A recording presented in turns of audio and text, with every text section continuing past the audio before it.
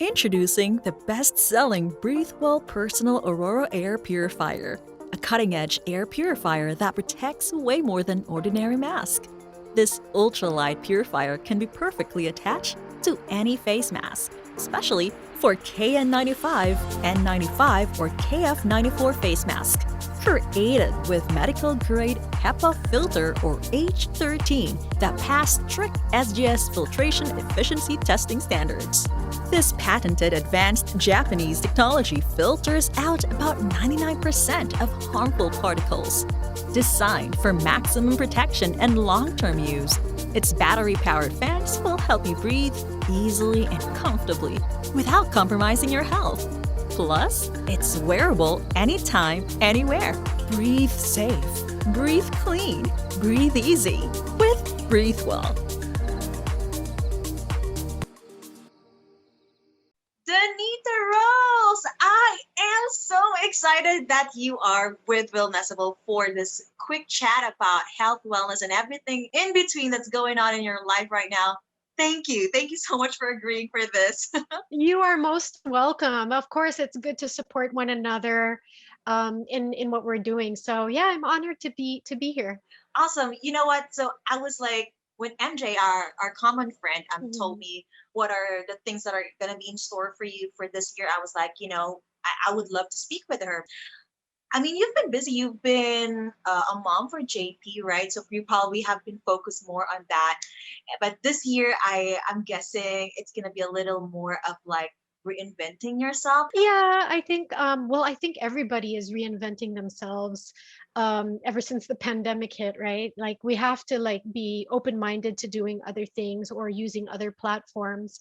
So at the start of the pandemic, things got a bit tough for me. There wasn't really much work back in Manila, and it was getting tough financially. So I basically my brother invited me to come here to the Bay Area and just like start over again. So, it's I was sad. It wasn't something I really planned, but it was a good move on my part. I took care of all my financial issues and whatever, so I can breathe again.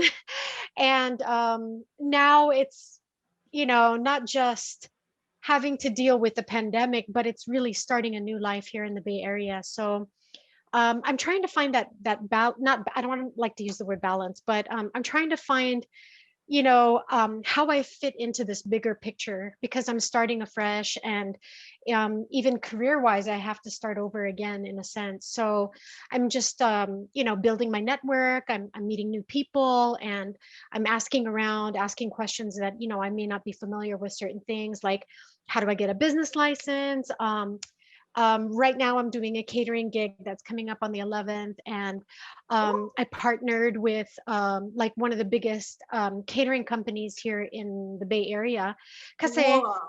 Mhm. I can't cook from home. Like in the Philippines, we wouldn't be regulated that way. I could probably cook everything from home, and I even have my assistant back in the Philippines is also a chef. She went to culinary school with me. So being here, like I can't even cook in my own house. I'd have to rent a kitchen, and you have to have like workers compensation, which is like your insurance in case something happens to you or the venue. So there's all these things that I'm trying to figure out my taxes. I haven't filed taxes recently, and I have to build my credit score, and I'm like, oh my god, it's so crazy. So yeah, I'm also trying to figure out my social media. My Instagram account got hacked when I left the Philippines, well, before I came here, and then I don't have access to my YouTube channel. So I'm like, what is going on? It's really Oh a lot of my. stuff. That's Yeah, a yeah, lot of that's things another. in your plate. OMG. But Yeah, you know what? Like, give yourself a tap on your back because, like, you're starting from scratch and you're doing it in the middle of pandemic and you're yeah. a mom too. I mean, those things, it's all those things together, business, being an entrepreneur. I can tell that because, like, I'm an entrepreneur myself as well. Mm, And, like, and then you're a mom. I mean, I'm not yet a mom, but I can imagine how hard that can be. So, I wish you all the best and thank the things you, that thank you'll be you. doing. And I heard that you're really into this though, so I'm pretty sure it's gonna be easy. Like the chef thing, that you really Well, love it. I'm a female, obviously, and I'm in my late 40s. So that's not a very good combination to be starting over again, especially in the culinary field where it's really like I mean, you have to carry heavy things, you're on your feet like 9 hours in the kitchen, and it's just it's really a man's job. But when you're really passionate about what you do, you just go for it no matter how tired you are. So I mean, I wish I had started this culinary thing many years ago.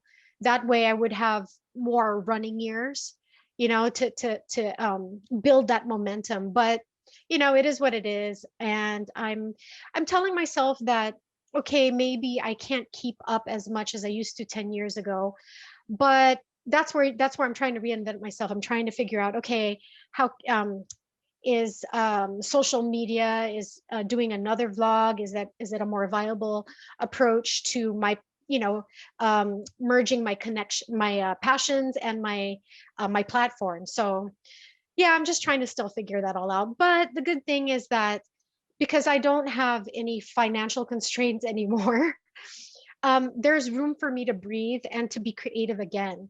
Because, when you're going through financial turmoil, like you cannot think straight. You're just constantly bogged down by the fact, like, how am I going to pay my bills and everything? So, thanks to my family, being at home with my family during the pandemic has been really good. Like, I've never been this relaxed in such a long time. As a matter of fact, we'll talk about this later, but I've lost some weight because of the omission of stress.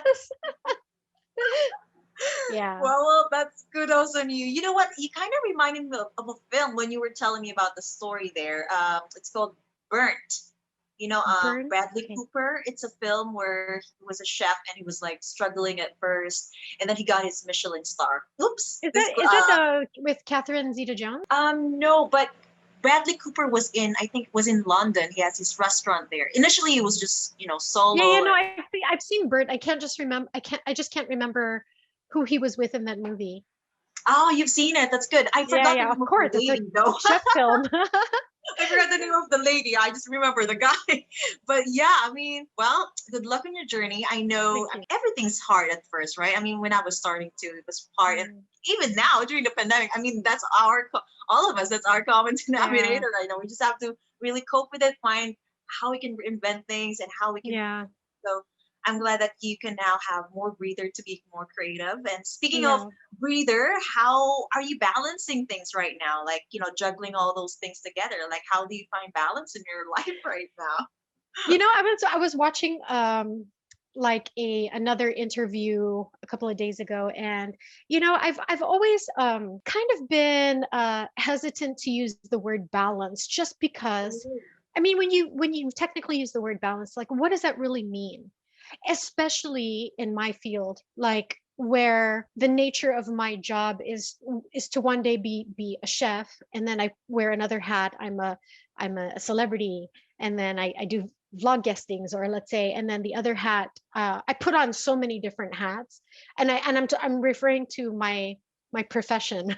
I'm not talking about like being a mom and that's on top of all of that. But I mean, I don't think you can really balance. I think the when was watching this interview, a good friend of mine used the word rhythm, and I was like, that makes oh, a lot more sense, to find wow. your rhythm in whatever it is that you're doing. So, I may only be able to commit to 10% of my time to this project at this time, but as long as you get your rhythm there, and then you, like, right now I have a catering gig coming up. I have a job offer that I'm supposed to be working on right now. I'm fixing my resume. I'm trying to see if there's other options there. So, like, how do you balance? I mean, when you say balance, it's almost like the weighing scale, right? The manual scale where it's supposed to be equal parts, right? Well, that doesn't really, it doesn't really equate to how we do it in real life. So I think finding your rhythm sounds like something that is more comforting to me, right? Especially in the nature of my job. I mean, if it was somebody who had a 9 to 5 job and had a regular rhythm every day, my job is, it's all over the place. You know what? Yeah. I am so glad that you put that kind of perspective out there Mhm. because it made me realize. I also read somewhere it's harder to reach like work life balance, but it's easier to do like work life integration, which is kind of like Yeah. integration kind of resonates to what you have just basically explained. Makes me think, okay, Well, okay. I before I came back to the States, I started doing corporate speaking events, right? I dabbled in that for a while. And one of the talks that I did a lot, that I was requested to do a lot, was work-life balance. I did this like demonstration in front of everybody where, you have like a glass full of golf balls, and then you have like a glass full of pebbles, and then a glass full of sand, and then you have a jar. Okay, so there's empty jar or glass jar, and then you have these three, or maybe it could be four different things. So I asked the audience, somebody to participate, and I say, okay, what is the best way to fit all of these items into this one jar? People have different answers and stuff, and there's really only one answer. The one answer is that you fit all the big items first, then the smaller items, and then the smallest go in last, because the smallest, you put, imagine it, right? Yeah. The glass bowl, and then you put in the golf balls, and then you put in the pebbles, and the smallest items is what fills in the gaps.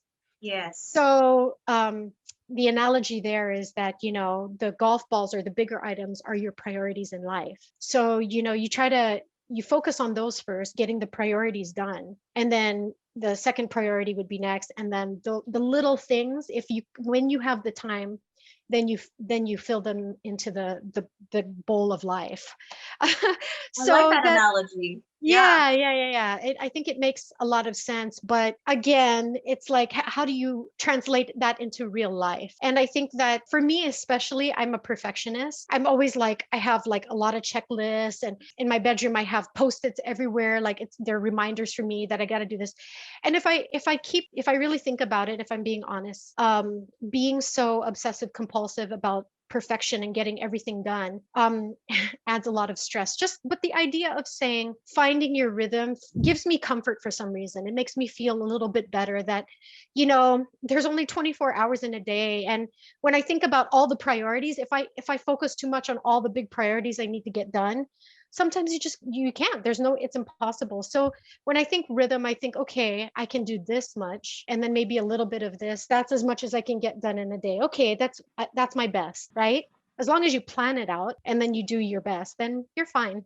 Does that make Yeah. sense? It does make sense. And I Yeah. like I said, the analogy was like, I think a lot of people can easily use that to apply it during these times wherein Mm, everything's just whoa, like you don't know yeah. which one do I do first. Now they have this thing that they can follow on. What are your values and your priorities? Work on Mm, those, and then whatever gaps you need to fill in, if you have time, squeeze in. And but I see your point that for multi passionate like you, and mhm. I can relate because I consider myself being multi-passionate as well. Sometimes it adds stress if you're like, like someone who wants to get a lot of things done. Mhm. You do post-its. I actually do a lot of like on my phone reminders. Like I have hour by hour, like do this, do that, do that. So Yeah. sometimes it's overwhelming. So I have to like, stop doing that for a bit. So I Well, was just wondering, I yeah. took up a financial course before about, like, how to manage your budgets and stuff. And it was saying that, when you list down all of your bills, right, you start with your biggest debts first, and then you go down to your smallest debts. Basically, it was saying, pay off all your smallest debts first. So then you can check it off the list, and then the wheel or whatever your list gets smaller and you see it diminish, right? So it's kind of like that with the things that we have to do in life, right? Although I was saying focus on the important things first, but if there's little things that you need to tick off your list, if you can do it right then and there quickly, get it over with. I love taking my post-it and ripping it, or like, let's say on my That screen, feels all good. my, yeah, it feels good. Like, okay, finally I got that out of the way. So, but I think having a vision, or a vision board, MJ's all about vision boards. And I'm like, I'm totally with him on that. But in a transitional phase in your life, and you're not even sure like where this is going to go, sometimes you have to take a step back and go, okay, let me acknowledge that, at this point in my life I can't control everything, right? Because if you're a perfectionist and if you're very organized like I am obsessive compulsive about cleanliness, organization, fixing my life, my schedule, everything is like, you look at my closet, everything is black and then lighter colors and then white and then jeans. It's like everything has to be compartmentalized, right? So sometimes you have to learn to know when you need to take a back seat and go, just okay, I have no control over this right now. Let me take a step back and enjoy the process. Remind yourself to enjoy the process. Otherwise, what's the point of life, right?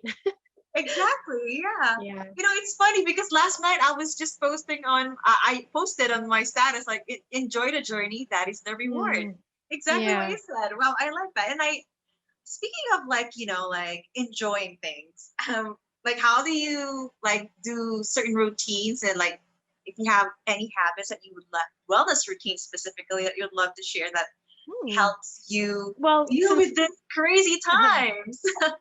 I believe that wellness is holistic, obviously. I believe that, we have our, um, it's like a Venn diagram, right? With three circles: Yeah. body, mind, soul. But in the middle, which is all interconnected, is the spirit. And that's my personal belief. And I think that, you know, in order to be well, you need to be well in all areas, right? So, I mean, you could be financially wealthy and that would bring you peace, but then if there's something wrong with your body physically, that's going to bring you stress, right? So I think it's really important to emphasize the holistic aspect of it, because I think that, like I said earlier, I'm so like organized, and I like sometimes I stress out, and like sometimes I want to take everything into my own hands. But then I have to take a step back, and then I have to say, okay, God, today I'm just gonna like cast my cares and my worries upon you. I give it to you. Please give me your discernment. Give me something, where do you want me to go? Because sometimes what we want is not what God wants. And when you're resisting, you take the longer route, you don't get from point A to B. You have to go like all the way down before you can get back up when it could have been a straight line. So sometimes when I'm overwhelmed and it just feels like things are not going my way, I just, take a moment and I say, okay, God, is this what you want? Because if this is not what you want, then I'll let it go. And that could be from anything to as big as a major decision in your life to something really small. And then on that, that's the like, I guess, mental, spiritual side of it. To me, I think that finding inspiration in life and taking a step back to look at the bigger picture, I call it the kingdom mentality. Like we see things with the physical eye, and we can stress out about the pandemic and whatnot. But when you go back to the spiritual aspect, you think, okay, God, what is the heavenly perspective or kingdom perspective on what's happening right now? And it changes changes the lens a bit. It makes you go, okay, let's reflect. Maybe God is allowing this to happen in my life because he's teaching me patience, he's teaching me wisdom through this circumstance, whatever it is. Then it refreshes you. It makes you take a step back and go, okay, let me change my perspective of this situation from a negative to a positive.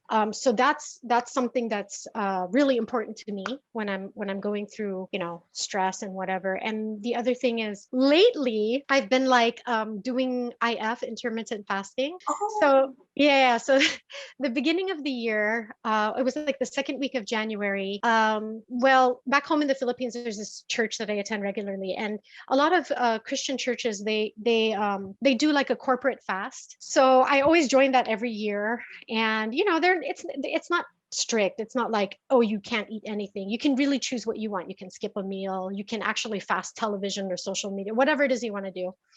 But I mm, always challenge myself to just do liquid every year, and I've gotten better and better at fasting, to the point where, of course, in a sense, you dread it. You go, shucks, I hate the feeling of hunger, right? Like, especially being a chef, I'm thinking yeah. about food. I think about food all day long, and I'm like, I want that right now. But in the beginning it's a little bit hard, and then you just end up drinking a lot of water or hot tea or something, and you'll notice that you gain more control. You build up a better, stronger resistance, and to be able to say no to the things that you would normally say yes to. So like, let's say after a meal you have to have something sweet. Like little by little you're like, oh, I can say no to that. Actually, there's an alternative. So I was able to control my the choices of food that I would eat. And then I continued on after the 5 days of liquid fasting. I decided to continue, and I started skipping dinners. So like siguro mga around 4 o'clock in the afternoon onward, I try not to eat anything. If I'm really hungry, I'll eat something healthy like sugar snap peas or singkamas with suka, or like maybe a few grapes, or whatever it is, something like really really healthy. And so I'm still like really really hungry at night. I'm like, shucks, I wish I had a burger right now.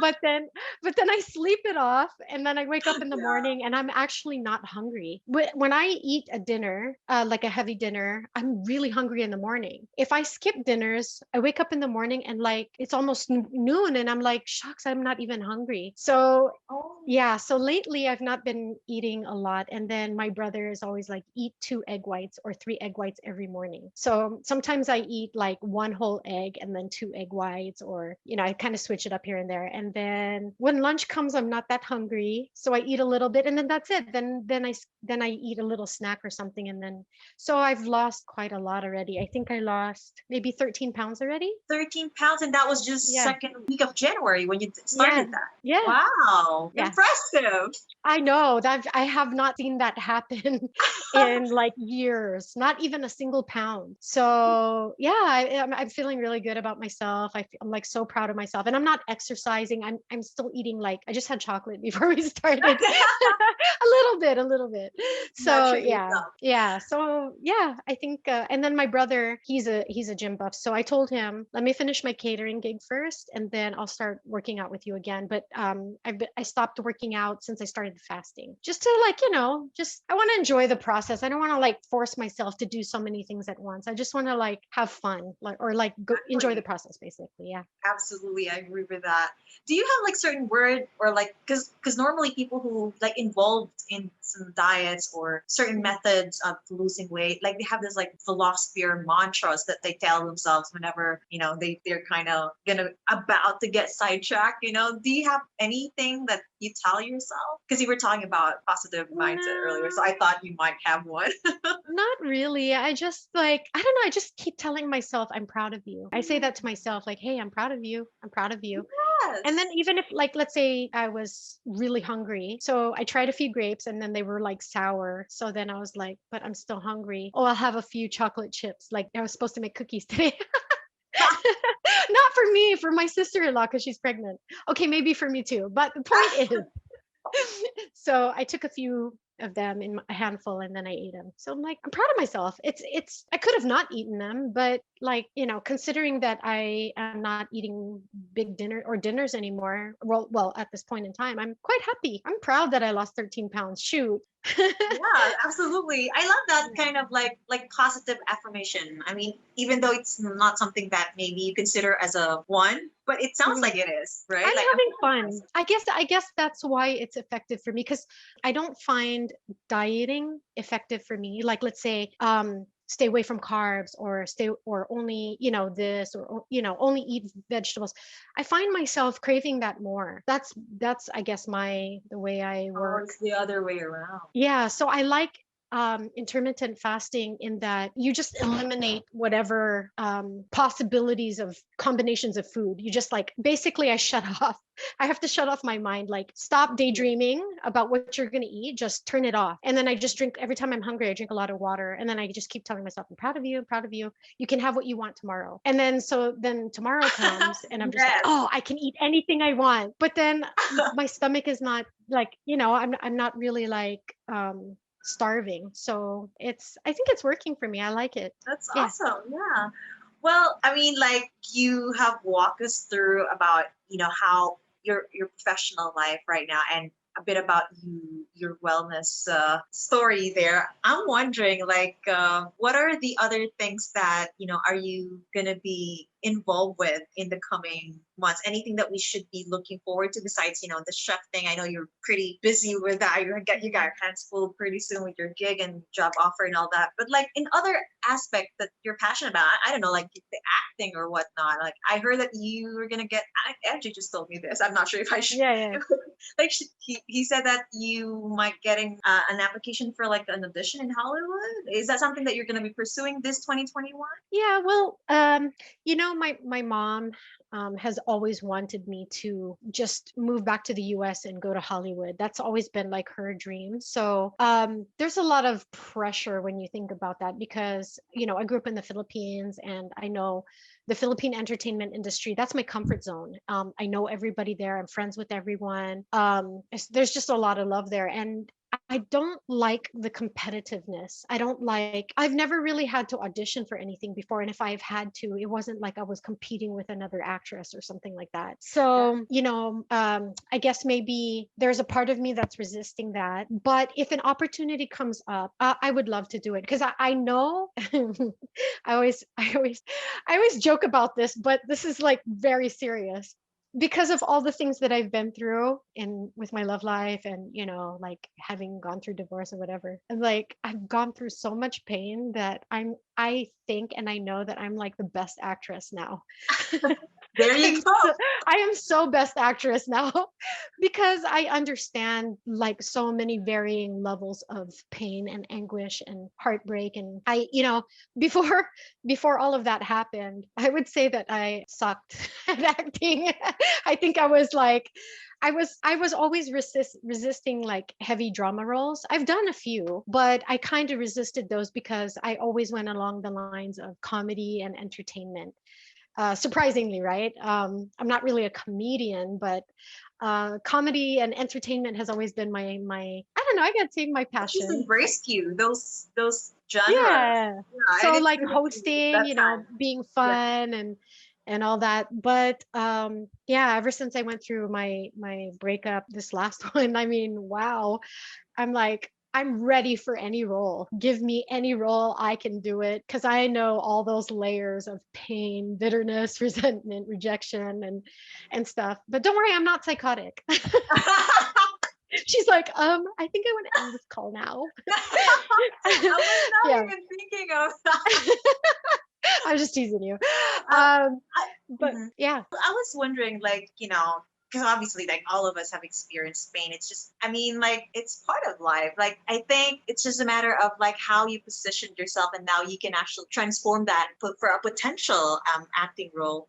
Mhm. But like I wanted to just just to wrap things up with like a very interesting question, because I always ask my audience like what are the health issues that you want to get perspective from not like a health professional, not a doctor, but from a Oh, real person. wow. I wanted to ask you, being a mom, like when you are before you gave birth to JP, like did you experience Mhm. any post Martin depression? Because that was one of the Mhm. questions I always get from my audience. Can you is that Um, okay to share? Yeah, You absolutely. have? I don't think I was really depressed, but there was a point where I was crying a lot. And then like, when I backtrack, I'm like, that could have been postpartum. Like, because I was happy. I mean, I was happily married and I was like, it was nostalgic to finally have a child.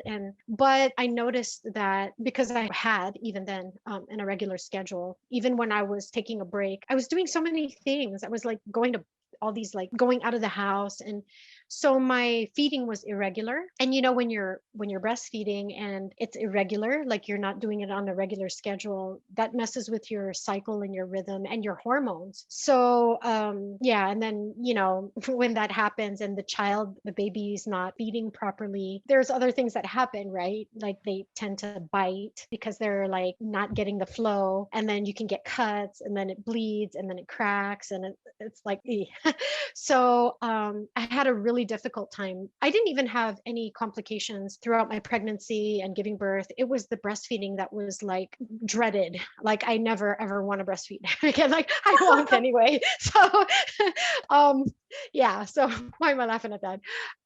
That's actually one of the reasons why I never followed up with another one. I was like, I can't handle the breastfeeding part of it. But I cried a lot. I remember crying a lot. And I gave up at 7.5 months. And I remember punching something and I cried and I said, I just can't do this anymore. And then I was okay after that. But I also went through a situation where I broke my wrist when my son was, I think, 3.5 months old. So I had to be like on medication because I had surgery, and then that was like messing with the flow as well. So yeah, that was a bad time. Whether it's postpartum depression or depression, I can actually speak more for the depression that I went through when I went through a breakup. That I think more or less it was about 3.5 years of me struggling with depression, because the person that I married was the best friend of my brother since we were kids. And I was so careful about who I was going to marry. I wanted to make sure I didn't make any mistakes. And, because my parents also divorced. So I was like, I'm never going to let that happen. And I tried to do everything the right way. That's another long story. But in the end, my marriage ended. So I feel like for a long time, my identity was in, like, I painted this picture of what my identity should be. And because it wasn't going as planned, I lost my identity. Does that make sense? Yes, it Like does. this, not that I was perfect or anything, obviously nobody is, but like I wanted to be as perfect as I could be, considering the circumstances and everything. And then, I blamed myself for a long time. So, pieces of advice that I want to give. Number one, when someone is going through depression, please listen to this. Okay. Never give somebody advice when they're going through depression unless they ask for it.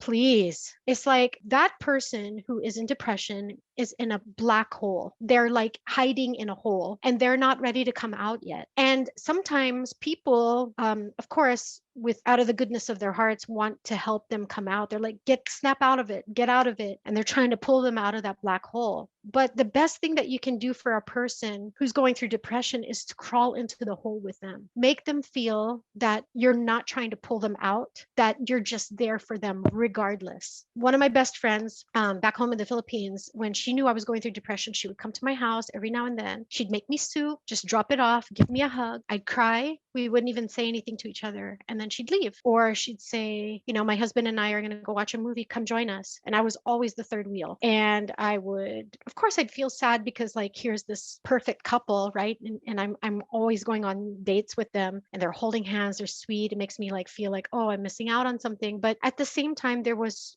a lot of comfort and healing in that process.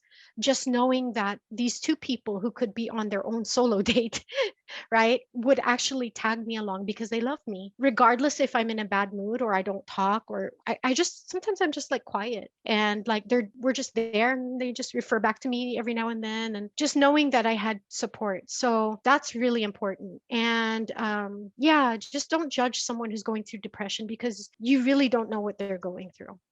So there, it took me 3.5 years, and I kept to an inner circle of friends. I mean, I have a lot of friends, obviously, but I selected the voices that I would listen to when I was going through my darkest hours. Because when you listen to so many voices, they tend to all conflict with each other. So that can confuse you. So make sure that the voices that you're listening to are not just sincere, but grounded on a foundation. And what I mean by that is, for me, it was my faith. If what my friend said to me or piece of advice that was given to me was not based on what I believe in, my faith, if it wasn't coinciding or like backing it up, then I wouldn't really follow that. So yeah, I believe there are sincere people, but sometimes sincere people can be sincerely wrong.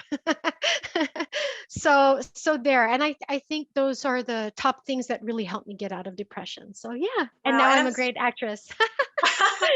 and I know you always tell this to yourself, but let me tell it to you. I'm proud of you. Yay! That is, I was like, wow.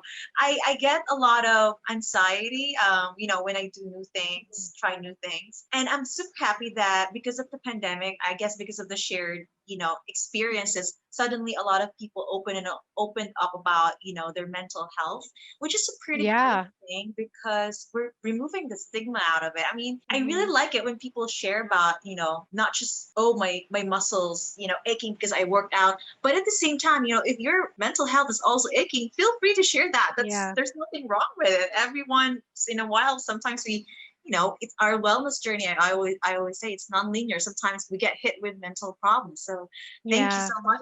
I'm honored that you shared that to this short video interview. Super grateful for that.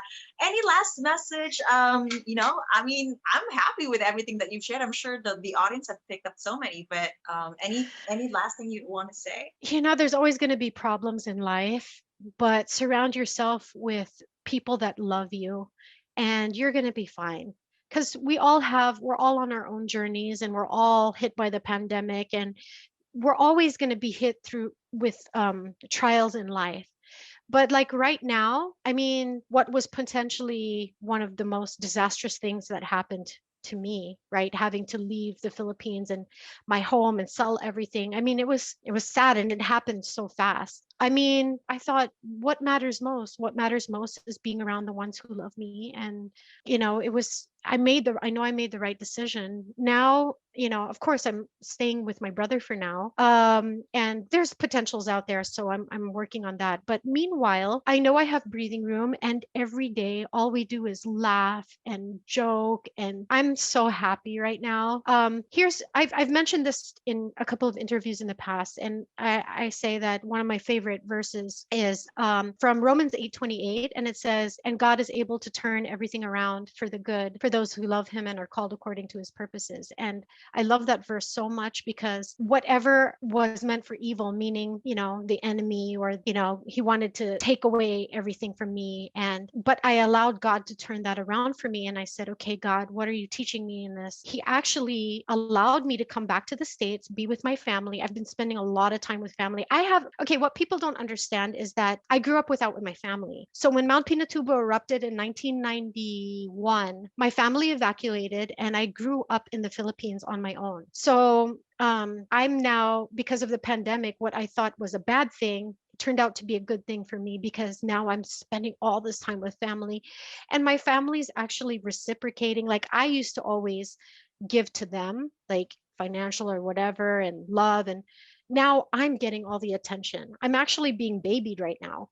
And Oh, I haven't felt like I've been spoiled this much in such a long time. So it's been good. And I just want to say to all those who are watching right now that if you feel alone, or if you're going through financial turmoil as well, just give it to God first, and just remember that just be around family, be around the people who truly love you, and you will get through this together. Because I know me being here is a blessing, but I know I'm also blessing my family.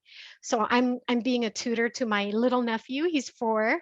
I taught him how to read and write in 2 months. It's been 2 months, and he smothers with me with kisses like 50 million times a day. And so I know, right? He's the cutest thing ever.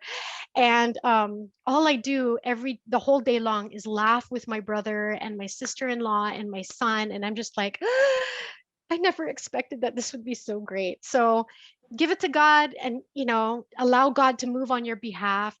Try not to be in. I see, I'm a control freak, so for someone like me to say, give it to God, it comes from a very sincere place of saying, I know it's hard to do, but yeah, it'll turn out for the better. wow. What can I say? I love your journey. So many things that I didn't even know. Thank you so much, Donita. You're And most welcome, Mickey. yeah, I sincerely wish you all the best in all the things that you're gonna be doing this year. It sounds really exciting for me. So definitely will be following on that and All watching right. you from here. Well, I'm So here for you. If you ever need me for, to support you and what you're doing, yeah, I'm here for you. oh, thank you so much, and appreciate your time. And yeah, take care, you and your family. All right. God bless you, everyone. Bye. See you.